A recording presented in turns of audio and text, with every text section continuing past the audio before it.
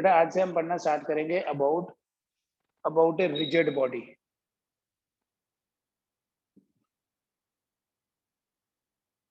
कौन सी बॉडी को हम रिजिड बॉडी बोलते हैं? देखें, अगर आइडियली डिफाइन करना है तो कोई भी बॉडी जिसके ऊपर एक्सटर्नल फोर्सेस का इफेक्ट ना हो, बिल्कुल ही ना हो, उस बॉडी को रिजिड बॉडी बोलते हैं। क्या मतलब हो इस चीज का कि एक्सटर्नल फोर्सेस का इफेक्ट नहीं होना चाहिए।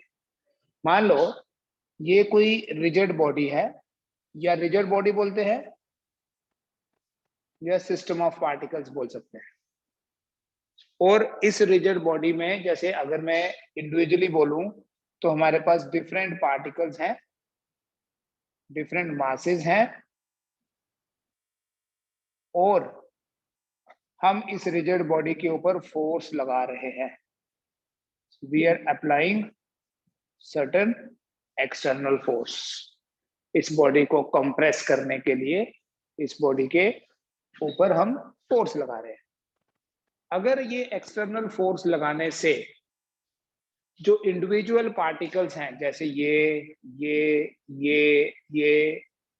इन इंडिविजुअल पार्टिकल्स के बीच में अगर डिस्टेंस चेंज ना हुआ, या अगर इन इंडिविजुअल पार्टिकल्स के बीच में डिस्टेंस चेंज नहीं हो, तो इस बॉडी को परफेक्टली रिजिड बॉडी बोलते हैं। एक्सटर्नल फोर्सेस का इफेक्ट बहुत कम है, इसका मतलब क्या है, या एक्सटर्नल फोर्सेस का इफेक्ट नहीं है, इसका मतलब क्या है कि before applying the force in दोनों के बीच में जितना डिफरेंस था, आफ्टर अप्लाइंग द फोर्स भी इतना ही रहे, वैसा ही इनके बीच में, वैसा ही इनके बीच में।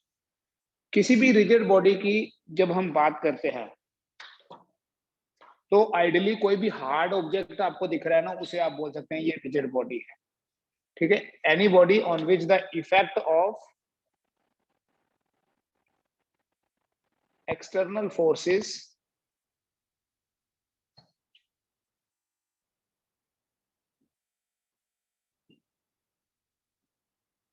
is minimum। जिस बॉडी के ऊपर एक्सटर्नल फोर्सेस का जो इफेक्ट है वो मिनिमम होगा, उस बॉडी को रिजिड बॉडी बोलते हैं। ठीक है, फिर आगे देखो बेटा, जो रिजिड बॉडी का मोशन होता है, motion of rigid bodies,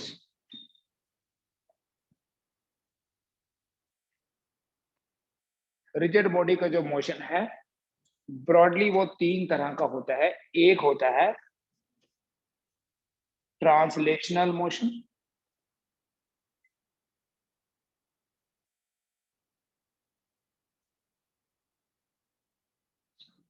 translational motion.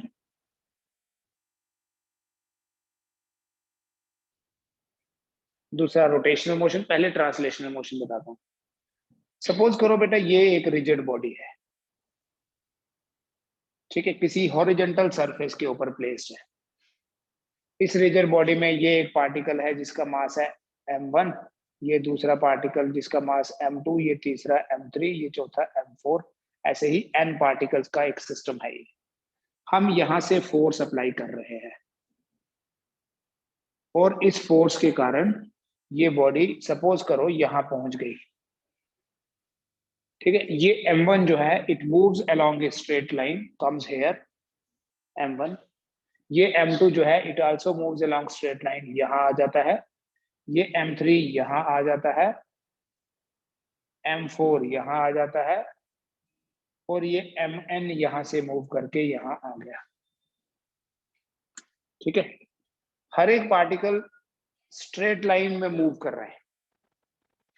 Individual particles अगर हम देखें, जितना डिस्टेंस यहाँ है पार्टिकल्स के बीच में उतना ही डिस्टेंस यहाँ है, जितना डिस्टेंस यहाँ है उतना ही इन दोनों के बीच में है। इंडिविजुअल पार्टिकल्स के बीच में डिस्टेंस चेंज नहीं हो रहा। Each particle under the application of a force, each particle moves along straight line, each particle moves along straight line. The distance between the particles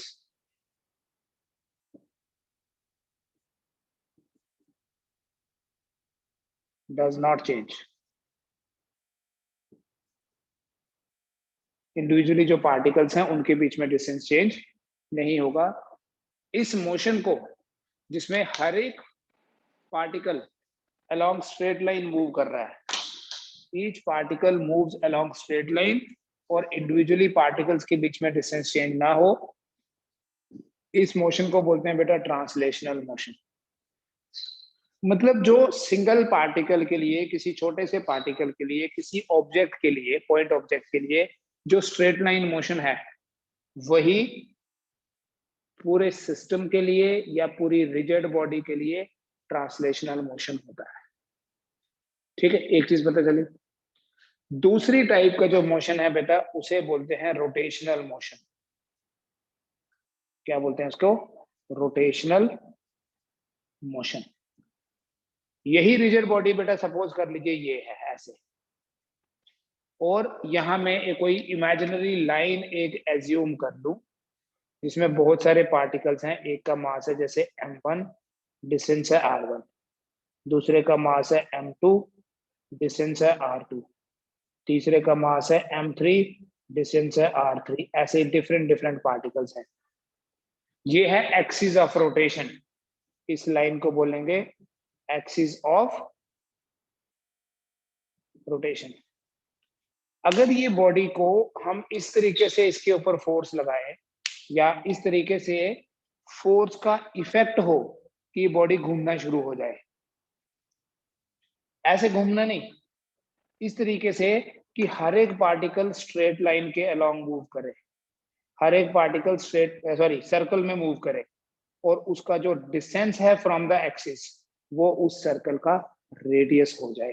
मैं आपको ये ऐसे बताता हूँ। जैसे मान लीजिए ये मेरे पास एक ऑब्जेक्ट है, ये एक पेपर ले लिया मैंने, और ये कोई लाइन है जिसे बोलूं ये एक्सिस ऑफ रोटेशन है। ठीक है, यहाँ एक पार्टिकल है जिसका मास है m1, यहाँ एक पार्टिकल है जिसका मास है m2।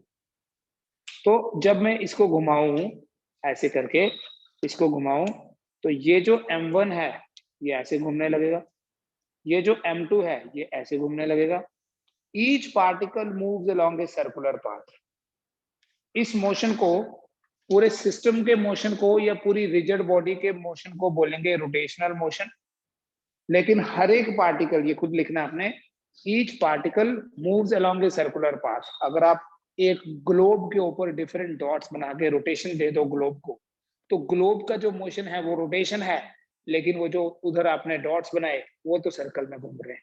समझ में आ रहा है? जितना दूर होगा उसका रेडियस उतना बड़ा होगा। डायग्राम समझना। एक मान लो ये मैंने बना दिया जी ग्लोब, ठीक है, और ये है एक्सिस ऑफ रोटेशन। ये एक पार्टिकल है, एक पॉइंट यहां बना दिया, एक पॉइंट यहां बना दिया।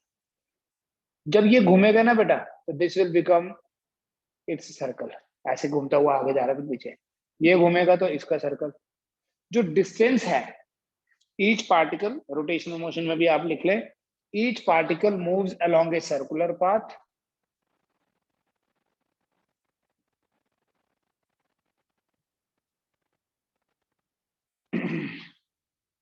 each particle moves along a circular path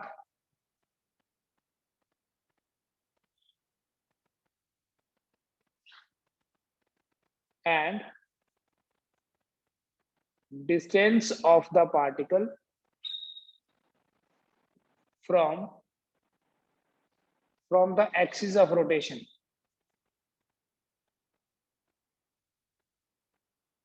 becomes radius of the circle। ठीक है, हर एक पार्टिकल सर्कल में मूव करता है, और उस सर्कल का रेडियस क्या होगा? जैसे ये ग्लोब है, अगर ये एक्सिस ऑफ रोटेशन हो गई, तो ये सर्कल हो गया इस पार्टिकल का, इसका रेडियस ये है। इस मोशन को जो पूरे हर एक पार्टिकल की बात की जाए, अगर हर एक पार्टिकल के लिए सर्कल है, लेकिन पूरे सिस्टम के लिए वो सारे सर्कल्स का जो कॉम्बिनेशन है उसको रोटेशन बोलते हैं। So that's called as the rotational motion. Each particle moves along a circular path and distance of the particle becomes radius of the circle। तो दो तरह के मोशन हो गए, ट्रांसलेशनल मोशन, स्ट्रेट लाइंस का कॉम्बिनेशन है, और रोटेशनल मोशन किसका है? रोटेशनल मोशन सर्कल्स का कॉम्बिनेशन है। इंडिविजुअल पार्टिकल सर्कल में, लेकिन पूरा सिस्टम जो है उसका रोटेशन हो रहा है। तीसरा है rolling motion. This rolling motion is actually combination of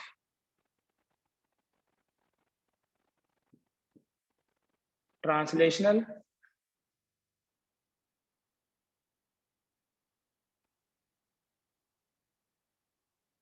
and rotational motion.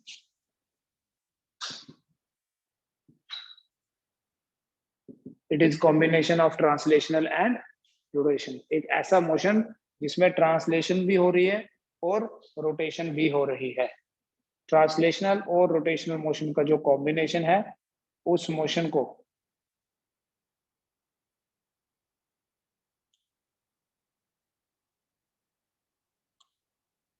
ये सपोज कोई बॉडी है, इंडिविजुअल पार्टिकल्स ये है, ठीक है, कहीं पे भी हम बनाए M1 M2, मान लो ये M3। अगर रोटेशन भी हो और स्ट्रेट लाइन भी हो, देखो तो रोलिंग है। कैसे? जब ये मान लो व्हील ही है, ऐसे घूम रहा है, आधी रोटेशन के बाद देखो क्या होगा। ये M1 आधी रोटेशन के बाद यहां से यहां आ जाएगा, M3 यहां से यहां आ जाएगा, ठीक है ना, ऐसे ऐसे घूम रहा है ऐसे। तो ये M1 आधी रोटेशन के बाद यहां आ जाएगा, ये M3 है हाफ रोटेशन के बाद यहां आ जाएगा, ये M2 है हाफ रोटेशन के बाद यहां आ जाएगा। Each particle is moving along circle, लेकिन ये है बेटा सेंटर ऑफ मास यहाँ, और ये है सेंटर ऑफ मास यहाँ। तो सेंटर ऑफ मास तो सीधा ही जा रहा है आगे, पता चल रहा है, हर एक पार्टिकल घूमता जा रहा है। तो उन सभी सर्कल्स का जो कॉम्बिनेशन है that is rotation, but centre of mass जो है that's moving along straight line. So rolling motion में क्या होता है बेटा, each particle moves along circular path, but the center of mass moves along straight line. हर एक particle circle में और सेंटर ऑफ मास जो है along straight line मूव करेगा। इस मोशन को रोलिंग मोशन बोलते हैं। So rolling is a combination of rotation and translation. समझ में आ रहा है? Yes sir. ठीक है, ये थोड़ा सा थ्योरेटिकल डिस्क्रिप्शन था रिजिड बॉडी के मोशन की टाइप्स का। नोट कर लिया आपने?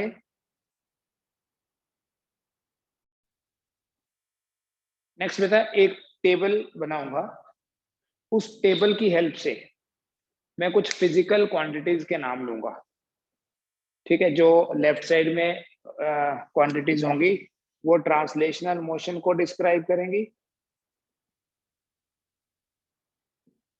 और जो राइट साइड में होंगी वो होंगी फॉर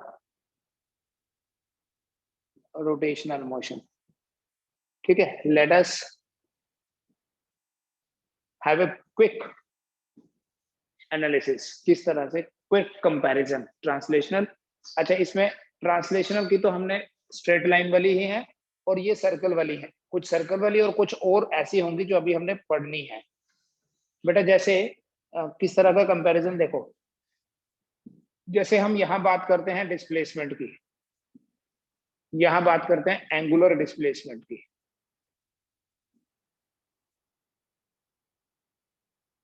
याद है ना। फिर इधर हम बात करते थे, सिंपली बोलते थे वेलोसिटी या लीनियर वेलोसिटी, यहां बोलते हैं लीनियर वेलोसिटी, और बेटा यहां बोलते हैं एंगुलर वेलोसिटी।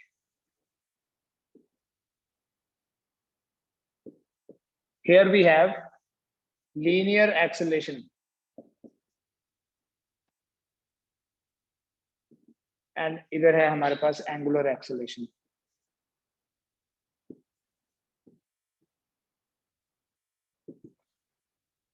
फिर बेटा इधर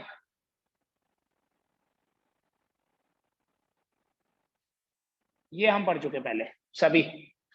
ये डिस्प्लेसमेंट s है, वेलोसिटी v है, एक्सेलरेशन a है, angular displacement theta, angular velocity omega, angular acceleration alpha.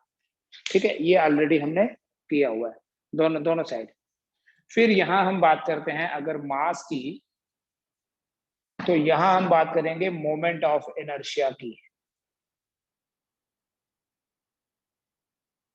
जिसे आई से रिप्रेजेंट करेंगे, पढ़ेंगे हम। अभी मैं सिर्फ आपको आइडिया दे रहा हूँ। मास को हम एम से रिप्रेजेंट करते हैं। तो अगर एक लाइन में बिना डिफाइन किए बताना है what is moment of inertia, बिना डिफाइन किए, it is rotational equivalent of mass.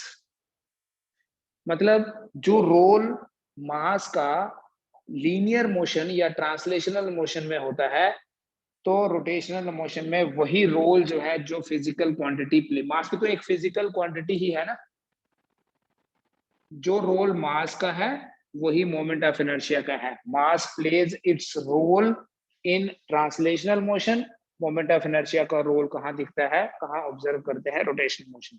ठीक है, हम यहां से स्टार्ट करेंगे रोटेशन मोशन को पढ़ना, क्योंकि ये हम सर्कुलर मोशन में पढ़ चुके हैं पहले। दूसरी जो टर्म यहां हमने बात करनी है, हम यहां पर पढ़ चुके हैं बेटा एक एक्सप्रेशन फॉर फोर्स। काफी डिटेल में हमने न्यूटन लॉज ऑफ मोशन में फोर्स को पढ़ा।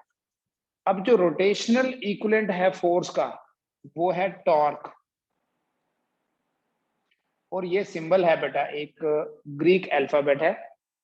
टॉर्क पढ़ेंगे तो मैं थोड़ा और डिटेल में बताऊंगा। इसको टाउ से रिप्रेजेंट करते हैं। फिर बेटा यहां हम बात करते थे, आपने पढ़ा था मोमेंटम, अभी हमने उसको बोलना है linear momentum which is represented by the letter P, but here we have done it. Here we have angular momentum which is represented by the letter L. ठीक है, यहां पर हमारे पास जो काइनेटिक एनर्जी होती है, उस काइनेटिक एनर्जी को बोलते हैं ट्रांसलेशनल काइनेटिक एनर्जी। ठीक है, और यहां पर जो काइनेटिक एनर्जी है that is called as rotational kinetic energy. Translational kinetic energy and rotational kinetic energy. ठीक है, this we have studied, this we have studied. But अभी ये सब तो हम पढ़ चुके हैं। मैं नंबर दे देता हूँ 1 2 3 4 5 6 एंड 7, और भी आएंगी, टाइम टू टाइम मैं आपको बताता जाऊंगा। हम यहाँ से स्टार्ट करते हैं रोटेशन मोशन को पढ़ना। तो ये जो फिजिकल क्वांटिटीज हैं, moment of inertia, torque, angular momentum, rotational kinetic energy, और इनके रिलेटेड एक्सप्रेशंस। एक्सप्रेशंस कैसे होते हैं, जैसे हम लिखते हैं force is equal to mass into acceleration, actually DP by dt लिखते हैं।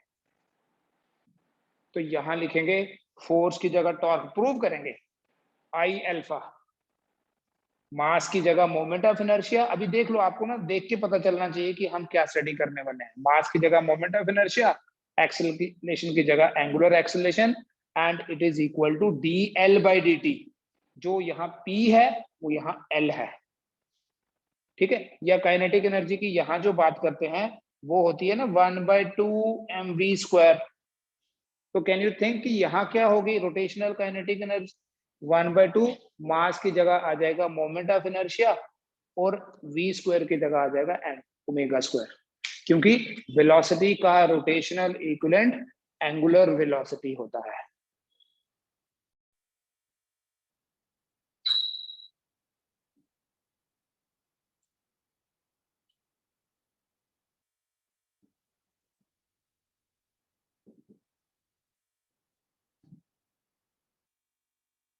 मोमेंट ऑफ इनर्शिया कैसे इसको डिफाइन करेंगे, पहली चीज ये जो अभी आपको थोड़ी देर पहले बता रहा था, इट इज रोटेशनल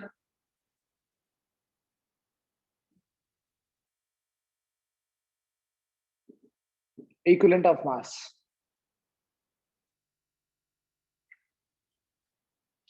मतलब मोमेंट ऑफ इनर्शिया एक ऐसी फिजिकल क्वांटिटी है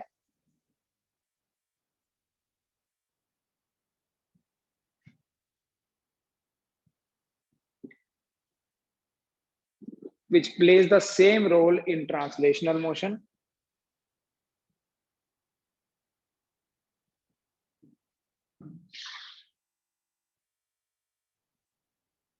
as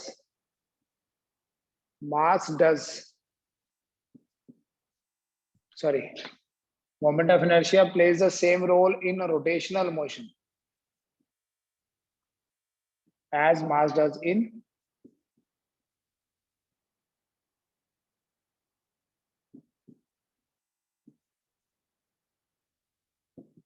जो रोल मास का होता है ट्रांसलेशनल मोशन में, मास का रोल क्या होता है? मास के कारण इनर्शिया होता है। मास के कारण हमें फोर्स लगानी पड़ती है, जितना मास ज्यादा होगा उतनी ज्यादा फोर्स लगानी पड़ेगी बॉडी को रेस्ट से मोशन में या मोशन से रेस्ट में लाने के लिए। तो जब मास के कारण इनर्शिया होता है, इनर्शिया क्या होता है? Inertia is the inability of a body to change its state of rest or of uniform motion. इसी तरह से moment of inertia MOI लिखते हैं बेटा। Moment of inertia is the inability of a body to change its state of rest or of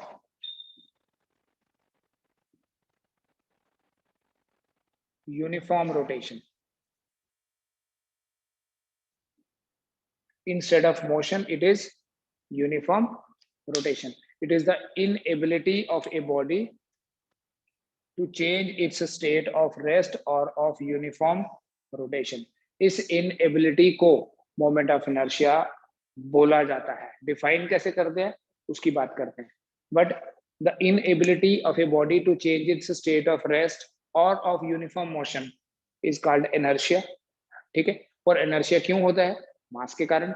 आपने पढ़ा था laws of motion में, स्टार्टिंग में बताया था, मोर मास मोर inertia. इसी तरह से inability of a body to change its rotation is moment of inertia. कैसे इसको डिफाइन करना है बेटा? किसी भी सिस्टम के लिए ये बहुत इंपॉर्टेंट कॉन्सेप्ट है। मोमेंट ऑफ इनर्शिया का बहुत क्वेश्चंस बनते हैं इस पे बेस्ड। रोटेशन मोशन सबसे कॉम्प्लेक्स लगता है बच्चों का, इसलिए इसको ना पूरी कंसंट्रेशन से समझना और जो भी मैं क्वेश्चंस दूंगा उनको करना। जैसे आपने सेंटर ऑफ मास के बड़े सारे क्वेश्चंस कर लिए, वैसे ही मोमेंट ऑफ इनर्शिया के भी करेंगे। मान लो ये हमारे पास कोई सिस्टम ऑफ पार्टिकल्स है, कोई कलेक्शन ऑफ ऑब्जेक्ट्स है, जिसमें हमारे पास ये एक पार्टिकल है जिसका मास है m1, ये दूसरा पार्टिकल है जिसका मास है m2, ये तीसरा पार्टिकल है having mass m3, m4, mn। m1 का जो डिस्टेंस है from the axis of rotation, इस लाइन को बोलेंगे बेटा एक्सिस ऑफ रोटेशन। जैसे मैंने आपको पहले बताया, this line is axis of rotation.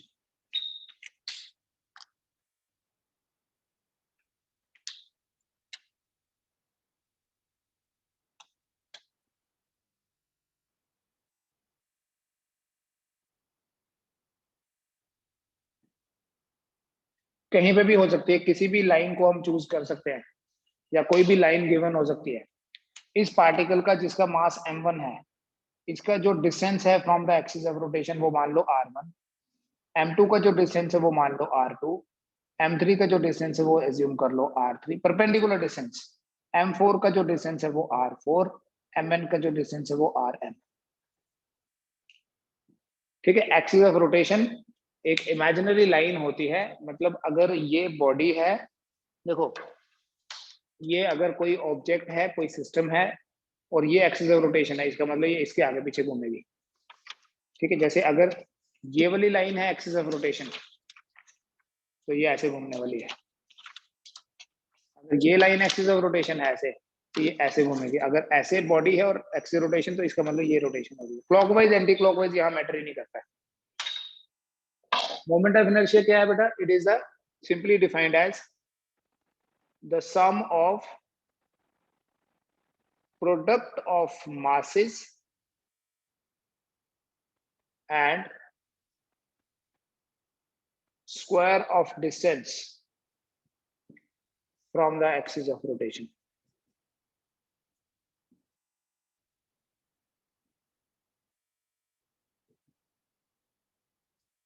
Sum of product of masses and square of distance from the axis of rotation. Therefore, बेटा अगर हमारे पास ये सिस्टम है, I will be equal to particle का मास m1 है और उसका डिस्टेंस कितना है from the axis of rotation? r1 m1 r1 square plus m2 r2 square plus m3 r3 square so on mn rn square. This is how we define the moment of inertia, the sum of product of mass and square of distance from the axis of rotation. Simply ये याद रखो कि r जो है वो distance है, perpendicular distance है from the axis of rotation. ये एक्सप्रेशन ऐसे लिख सकते हैं,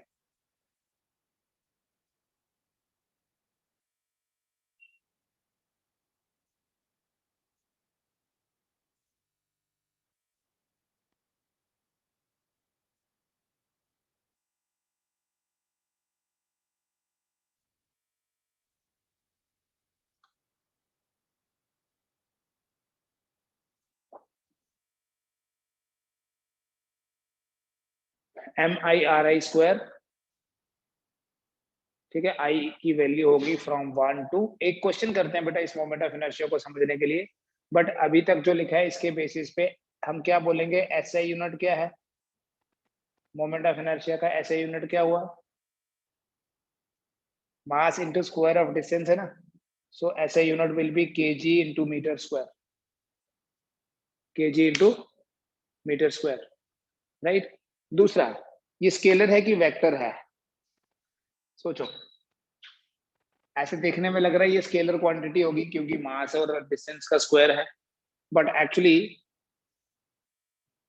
इसका ना किसी भी बॉडी का मोमेंट ऑफ इनर्शिया जो होगा वो उस बॉडी के ऊपर ही डिपेंड नहीं करता है, वो कुछ एक्सटर्नल फैक्टर्स हैं। जैसे देखो, अगर मैंने इस लाइन को चूज किया एज एक्सिस ऑफ रोटेशन, तो R1 R2 R3 की कुछ वैल्यूज हैं। इसी लाइन को अगर मैं यहां से नहीं, मैं दूसरी कोई लाइन, यहां कोई लाइन ड्रॉ कर लूं और बोलूं ये है एक्सिस ऑफ रोटेशन, तो बॉडी वही है, मास की डिस्ट्रीब्यूशन भी वही है, लेकिन R1 R2 R3 चेंज हो जाएंगे तो मोमेंट ऑफ इनर्शिया अब कुछ और होगा। तो ये याद रखना बेटा, जो मोमेंट ऑफ इनर्शिया है of a body depends on number 1 distribution of mass. किस पे डिपेंड करता है? कि मास की डिस्ट्रीब्यूशन कैसी है। मतलब अगर पार्टिकल यहां के बजाय यहां होता तो सिस्टम को तो कोई फर्क नहीं पड़ना था, वही m1 m2 m3 है। लेकिन जब पार्टिकल यहां से यहां ले जाओगे तो R1 चेंज हो जाएगा। और दूसरा डिपेंड करता है on the choice of axis of rotation, कौन सी लाइन है जो एक्सिस ऑफ रोटेशन है उस पर डिपेंड करता है। तो इसका मैग्नीट्यूड कभी भी फिक्स नहीं होगा, क्योंकि जैसे ही आप एक्सिस चेंज करोगे तो मोमेंट ऑफ इनर्शिया की डिफरेंट वैल्यू आ जाएगी। वेक्टर तो इसलिए नहीं है क्योंकि कोई वेक्टर क्वांटिटी यहाँ इन्वॉल्व नहीं है, बट मैग्नीट्यूड भी फिक्स नहीं है। सो याद रखना बेटा, एक ऐसी क्वांटिटी देख रहे हो आप, moment of inertia is neither scalar nor vector, it's neither scalar nor vector, it is a tensor.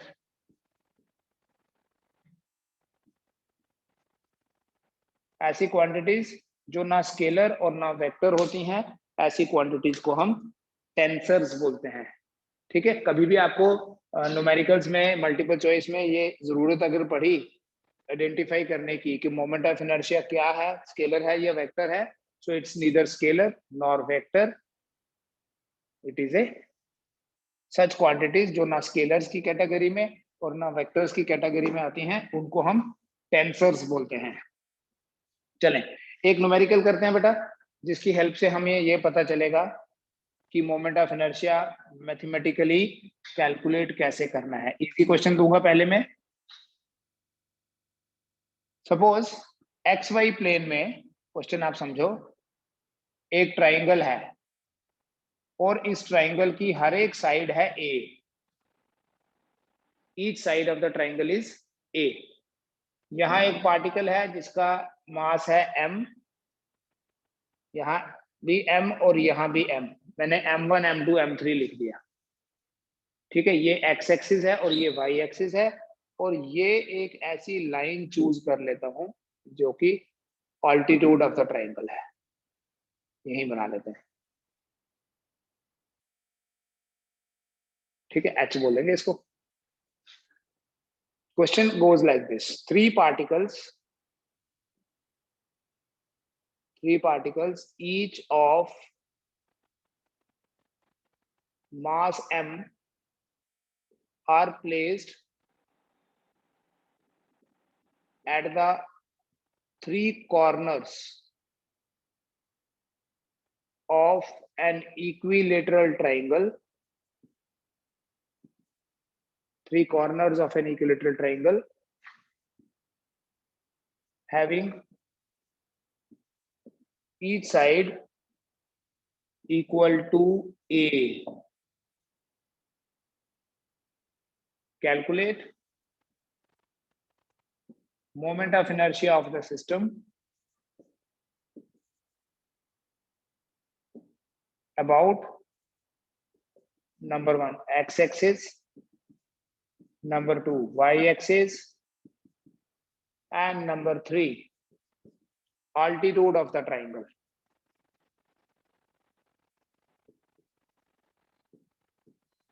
ठीक है, write the question, I'll explain it for you. बेटा जब आपको moment of inertia about x axis पता करना है, we call it as Ix. हर एक particle का परपेंडिकुलर डिस्टेंस देखना from x axis. What is the perpendicular distance of m1 from x-axis? 0. What is the perpendicular distance of m2 from x-axis?